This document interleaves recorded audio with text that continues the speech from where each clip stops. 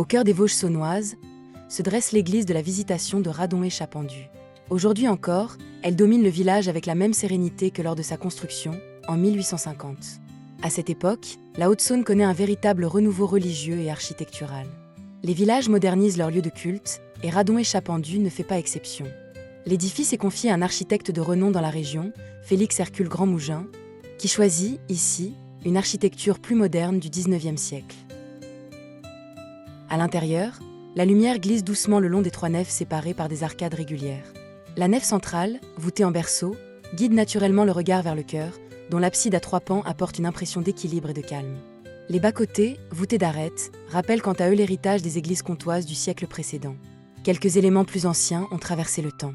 Un petit autel et un tabernacle du XVIIIe siècle, rescapés de l'ancienne église, témoignent de la continuité spirituelle du lieu. Ils rappellent que, bien avant la construction de l'édifice actuel, la communauté chrétienne de Radon-et-Chapendu vivait déjà au rythme des offices et des fêtes religieuses. L'histoire du village, elle, remonte au Moyen-Âge. Mentionné dès 1258 sous le nom de Randon, il s'est développé au fil des siècles autour de ses moulins, de ses carrières et de ses forêts. Quant au hameau de Chapendu, son nom intrigue encore.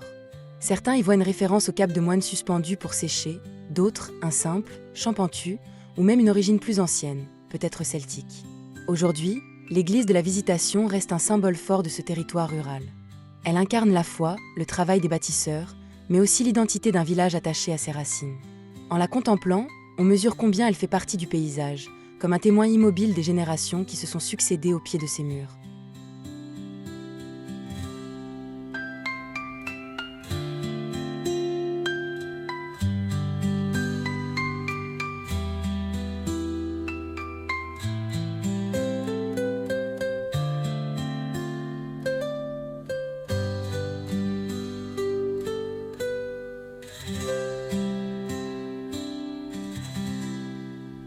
Notre visite est maintenant terminée.